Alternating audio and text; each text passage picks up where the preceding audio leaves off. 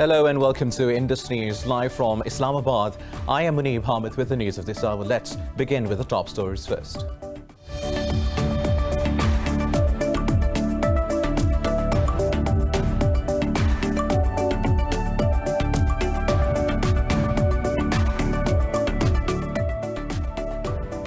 Iran's Guardian Council has approved a law obliging the government to halt UN inspections of nuclear sites.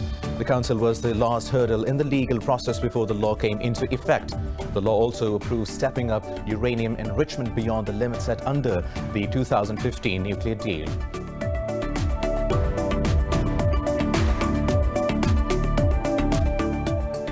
United States military says it will keep two larger bases in Afghanistan despite reducing number of troops to 2,500 by January 15.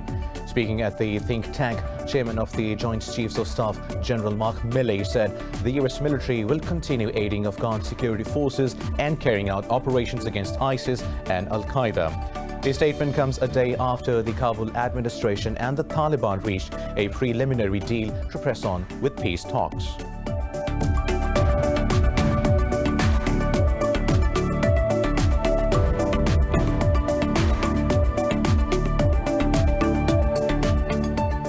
United States President Donald Trump has once again renewed his unsubstantiated electoral fraud allegations. In video messages posted on social media, Trump reaffirmed his resolve to keep up his fight against the outcome. The videos come a day after Attorney General William Barr had ruled out massive electoral fraud.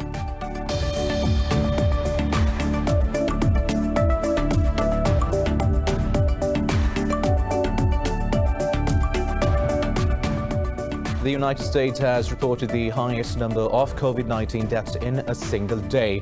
The virus claimed 2,658 lives in the last 24 hours. Meanwhile, India remains the second worst hit country with more than 9.5 million cases. Pakistan has registered nearly 3,500 cases and 39 deaths overnight, taking the toll to over 8,200. While globally, the virus has claimed nearly 1.5 million lives and infected 64.5 million people.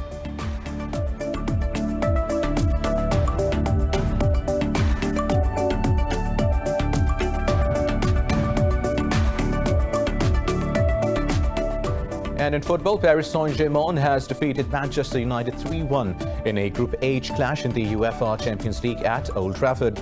Brazilian Neymar scored twice to drive his side against the 10-man United after midfielder Federico Rodriguez was sent off.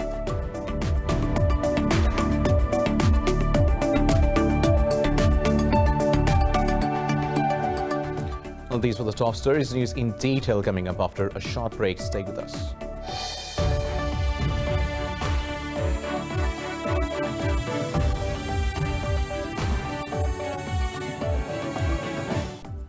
Welcome back. Now let's have the news in detail. An Iranian watchdog has approved a law obliging the government to halt UN inspections of nuclear sites. The Guardian Council also urged Tehran to step up uranium enrichment beyond the limit set under the 2015 deal.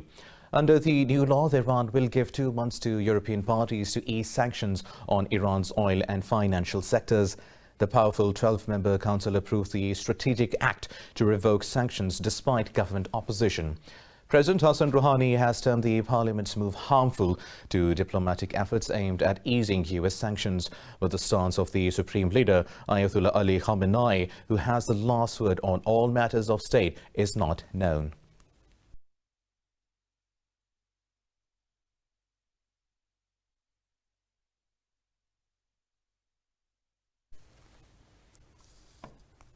Moving on, the U.S. military says it will keep two larger bases in Afghanistan despite reducing troops to 2,500 by January 15th. Speaking at a think tank, Chairman of the Joint Chiefs of Staff, General Mark Milley, said the United States military will continue aiding Afghan security forces and carrying out operations against ISIS and Al-Qaeda. Milley says the U.S. will also keep several satellite bases. The top U.S. general said Washington had achieved a modicum of success in Afghanistan. He termed negotiated political settlements with power sharing as the most effective way to end the conflict. Now, this comes after the Kabul administration and the Taliban reached a preliminary deal to press on with the peace talks. Meanwhile, US President Donald Trump has again renewed his unsubstantiated electoral fraud allegations. Trump's video messages on social media come a day after Attorney General William Barr had ruled out massive electoral fraud. President Trump reaffirmed his resolve to keep up his fight against the outcome. The president claimed there is overwhelming evidence, but many in media and the judiciary disagree with him. Trump also said he had tens of thousands of ballots needed to overturn the results in battleground states. We already have the proof, we already have the evidence, and it's very clear. Many people in the media and even judges so far have refused to accept it.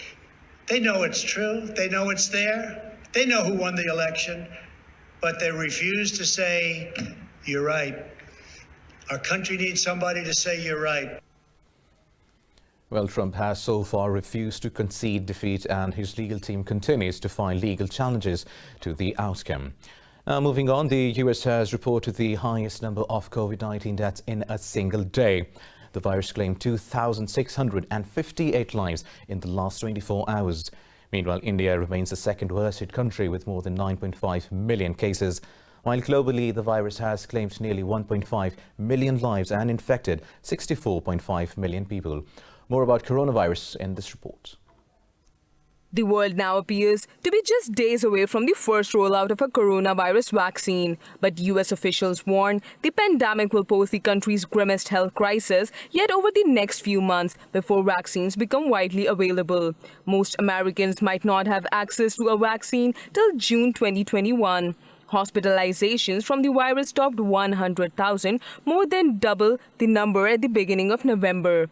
By the end of December, the administration suggests that there'll be enough to vaccinate 20 million people with 2 dosages, which is 40 million dosages.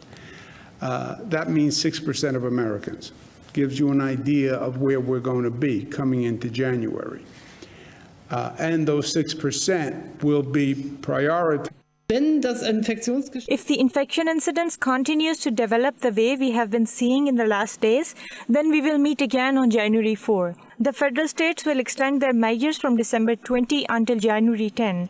This means that basically we continue as we are now, with the exception of the special Christmas measures until January 10. Despite being a rare success story, Australia has ruled out an early opening of international borders. The country aims to complete a review of Pfizer's COVID-19 vaccine by January 2021, despite UK approval. While Russian President Vladimir Putin has ordered a large-scale voluntary vaccination program from next week. Moscow will have produced 2 million doses of its own vaccine within the next few days. Meanwhile, in Pakistan, 39 people have lost their lives to COVID-19 over the past 24 hours, raising the death toll to over 8,200. The Health Ministry says nearly 3,500 people tested positive for the disease overnight. The ministry also added there are more than 51,000 active COVID-19 cases in the country. It said out of nearly 407,000 countrywide cases, close to 347,000 have recovered so far. The ministry said over 177,000 cases have been detected in the Sindh province, while Punjab has reported over 121,000 cases. Meanwhile, in the capital, Islamabad, over 31,000 have been infected so far. Pakistan's former Prime Minister Mir Zafarullah Khan Jamali has passed away in Islamabad at the age of 76. He was battling for his life following a heart attack and severe breathing problems. President Arif Alvi and Prime Minister Imran Khan offered condolences over his passing. In a tweet, Khan said he was saddened to hear the news of Jamali's death as he extended prayers to his family. Army Chief General Qamar Javed Bajwa also expressed heartfelt condolences on the former Premier's demise. Jamali served as the country's Prime Minister from November 2002 till June 2004. Moving on now, the UN has adopted a resolution presented by Pakistan and the Philippines on religious harmony and peace. The resolution has been approved with a majority of 90 votes in the General Assembly, while no country voted against it. Introducing the draft, the permanent representatives of Pakistan, Ambassador Munir Akram, said, Prime Minister Imran Khan has repeatedly called on the United Nations and international community to counter Islamophobia and promote peace. Akram said deliberate vilification and negative stereotyping of Muslims only perpetuate clash of civilizations. Referencing French offensive caricatures, he said condoning provocative actions only encourages cultural disharmony. Akram added the resolution also acknowledges the call of the high representatives of the UN Alliance of Civilization, which discredited religious mockery. Now, Bangladesh has started preparations to move thousands of Rohingya refugees to a remote island off its coast. The move comes despite opposition from refugees and human rights groups who call it an island detention center. Dhaka officials say shifting refugees to Bhasan Char Island will ease overcrowding in its camps at Cox's Bazar. But rights groups contend that the island is flood-prone and vulnerable to frequent cyclones. A government official said houses were built for 100,000 people with plans to relocate them during the dry season. Over 730,000 Rohingya Muslims fled Myanmar in 2017 following a vicious military crackdown. Now, the UN says Libya faces a serious crisis due to the presence of foreign mercenaries and military bases. Special envoy to the UN chief Stephanie Williams said was speaking at the second round of the Libyan political dialogue. Williams mentioned there were 10 military bases and 20,000 foreign troops in the country. She said massive foreign weapons consignments coming into Libya undermined the peace process. She said foreign forces were only in Libya to serve their interests. Williams added these were blatant violations of the United Nations arms embargo. The UN envoy said the best way forward is through a broad and inclusive political dialogue. Moving on, Lebanon's President Michel Aoun says he wants maritime border talks with Israel to succeed. The president said this after meeting U.S. negotiator John Desrocher in Beirut. Aoun said disagreements during the last round of negotiations can be resolved based on international law. He said Beirut wanted to strengthen stability in southern Lebanon and allow for oil and gas investment. Earlier, Israeli and Lebanese officials said the fourth round of talks was postponed until further notice. The negotiations are the first non-security talks to be held between the two countries. And links to extremism. Darmanin added that decision to close some mosques may come as the result of the inspections. Moving on, Russian President Vladimir Putin has hailed Armenia in agreeing to a peace deal to end the conflict in Nagorno-Karabakh. Armenia signed a Russian-brokered accord with Azerbaijan on the 9th of November to end 6 weeks of fighting. Speaking at a video conference, Putin called Armenian Prime Minister, Nikol Pashinyan's decision necessary but painful. He said Russia's task now is to support Armenia to ensure peace. Putin's show of support for Armenia came as Pashinyan faces pressure at home to step down. Under the deal, Armenia ceded 3 districts around the ethnic Armenian enclave. 4 other districts were also reclaimed by the Azeri forces during the fighting. More news coming up in this bulletin after a short break. Stay with us.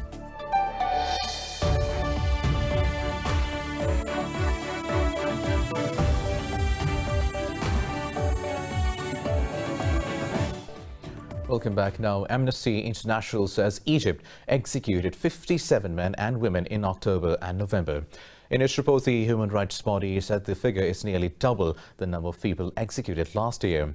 Amnesty's Middle East Director Philip Luther said 15 of those executed had been sentenced to death in cases related to political violence. He said the Egyptian authorities have embarked on a horrifying execution spree in recent months. But Egypt's President Abdel Fattah al-Sisi claims there are no political prisoners in the country. Following Sisi's rise to power, Egyptian courts have sentenced some 3,000 people to death.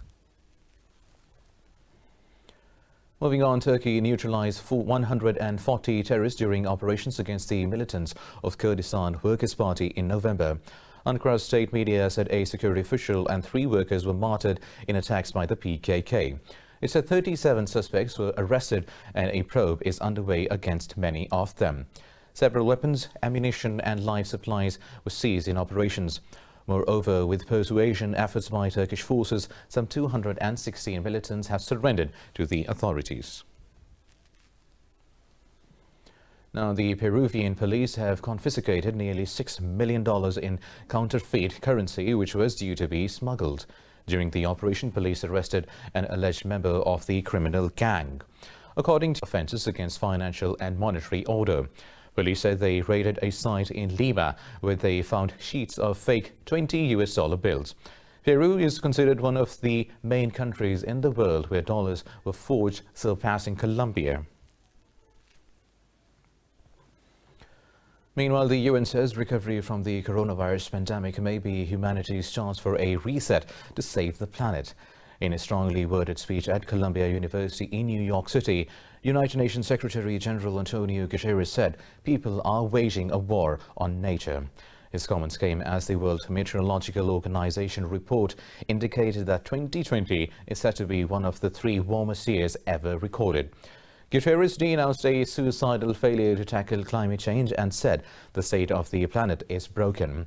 He called for a reduction in the use of fossil fuel, saying that there is no vaccine for the planet. Guterres also said every country, institution and company must adopt plans for transitioning to net zero emissions by 2050.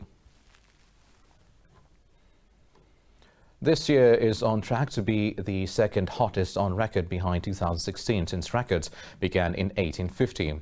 The World Meteorological Organization said 2020 is a year characterized by heat waves, droughts, wildfires and raging hurricanes. Details in this report. As the end of 2020 year is fast approaching, scientists have revealed it to be the second hottest ever recorded in history. Stoked by extreme heat, wildfires flared across Australia, Siberia and the United States this year, sending smoke plumes around the globe. Less visible was a surge in marine heat to record levels, with more than 80% of the global ocean experiencing a marine heat wave. The World Meteorological Organization said greenhouse gas concentrations climbed to a new record in 2019 and have risen so far this year, despite a drop in emissions due to COVID-19 lockdowns. Hot years have typically been associated with El Nino, a natural event that releases heat from the Pacific Ocean. However, this year coincides with La Nina, which has the opposite effect and cools temperatures. The WMO will confirm the data in March 2021. A climate pact agreed in Paris 5 years ago compels countries to make efforts to limit warming to 1.5 degrees Celsius. Above this, scientists warn of catastrophic climate change. The change in the Arctic is not only for the region, but also for the whole global climate system. The jet stream, for instance, is one of the regulators of the weather patterns of the Northern Hemisphere. So anything changing in the Arctic affects also the weather extremes in terms of heat waves, in terms of also sometimes cold waves that affect part of the world. Scientists have warned that heat-related deaths are surging around the world, particularly among older people. The WMO says it will take a while for the reduction in the emissions to take effect. Now, a middle-aged buyer beekeeper has won the 2020 Goldman Prize for her work to protect the environment. Details in this report. Lady Peck Martin has waged a legal battle against pesticides and genetically modified organisms in Mexico for more than 10 years. Also called Guardian of the Bees, she works for the care and preservation of Melipona bees. This year, she won the Goldman Prize, dubbed the Green Nobel Prize, in part for her ongoing struggle against U.S. agrochemical giant Monsanto. They began to open up agricultural areas to be able to plant transgenic soybeans. Today, they are still deforesting. The area for soybeans continues to grow. We were also concerned about the whole issue of beekeeping. In 2000, Monsanto began growing experimental plots of genetically modified soybeans in Mexico. And in 2012, without consulting local Maya communities, the Mexican government granted the agrochemical company permits to plant GMOs in 7 states. The projects will generate income, but not for the communities, not for the indigenous people. We are cheap labor for those projects. When you realize and become aware and look at what is happening, you say this shouldn't happen. Peck led a legal campaign against the Mexican government. The Supreme Court ruled the government violated the Mayans' constitutional rights and suspended the planting of transgenic soy. Now, an Indonesian man is making cosplay costumes for cats. He sells them online to transform felines into superheroes, fashionistas in hijabs, or even cobblers. Details in this report. After quitting his job as a school teacher, an Indonesian entrepreneur tried his hand at a number of businesses. He finally stumbled upon one unusual occupation. Although it may not be haute couture, Freddy Lugina Priyadi found a lucrative market for cat fashion. Priyadi set up his online business 3 years ago and earns up to $210 a month if he sells at least 4 pieces a day.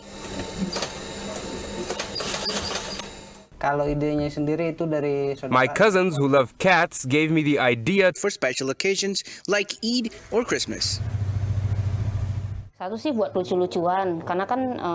for fun only. SOMN has a TikTok account, and looking at pictures of cats wearing costumes like these can help to relieve our stress. And I, as the owner, can have fun with the cat. After all, my cat tends to be quiet and happy.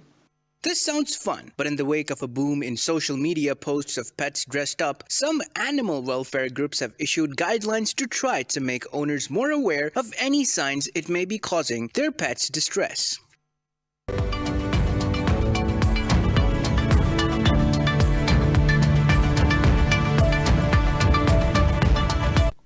Although Britain technically left the European Union at the start of 2020, there has been a one-year grace period before the introduction of traffic controls, now set to begin. The Netherlands, one of Britain's closest trading partners, brought out the Brexit monster due to concerns the coronavirus pandemic has reduced awareness around Britain's departure. If you're looking at the 1st of January, then a deal or no deal is for the port operations not relevant. Especially not on the short term, because from the 1st of January on, the UK ends the transition period and the internal market ends. And from that date on, all custom formalities and sanitarian, phytosanitarian formalities have to be in place. Around 40 million tons of goods are shipped between the Netherlands and Britain every year via Rotterdam port. It is also the main hub for cargo passing from other EU member states to Britain. Around 3,000 or 4,000 trucks are coming in or going out to or from the UK.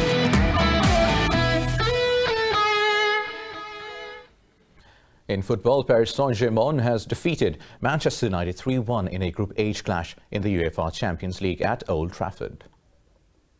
Brazilian Neymar scored twice to drive his side against the 10-man United after midfielder Frederico Rodriguez was sent off.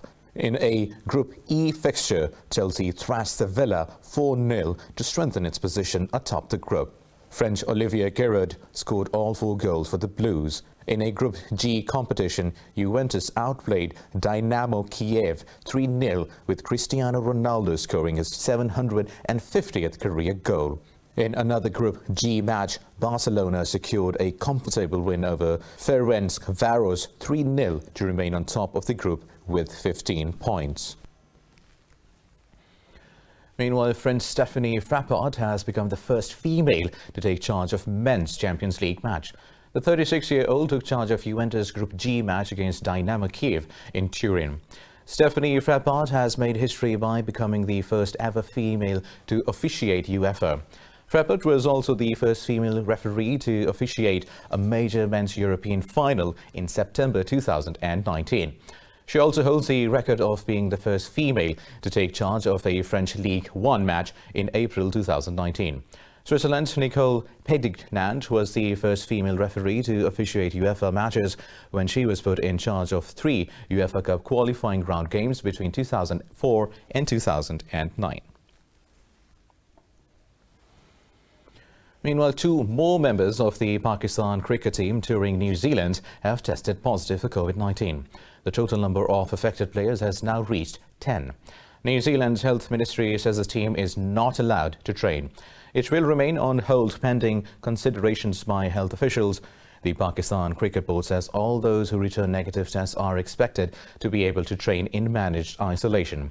The first 2020 is slated for the 18th of December at Auckland, while the last test will be played at Christchurch on 3rd of January. Now, in the U.S. National Basketball Association, 48 players have tested positive for COVID-19. This comes as players return to their team's home markets with the start of the 2021 season on December 22nd. The league said it tested over 500 players as part of its initial return to market testing phase between November 24th and 30th. It said anyone who tested positive was placed in isolation until cleared under league rules.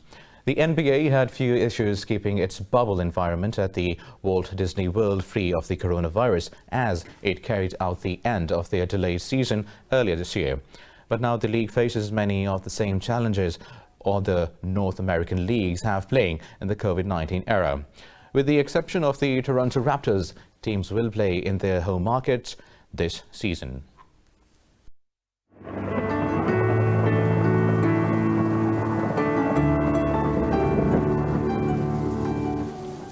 And now let's have a look at the weather updates across the world.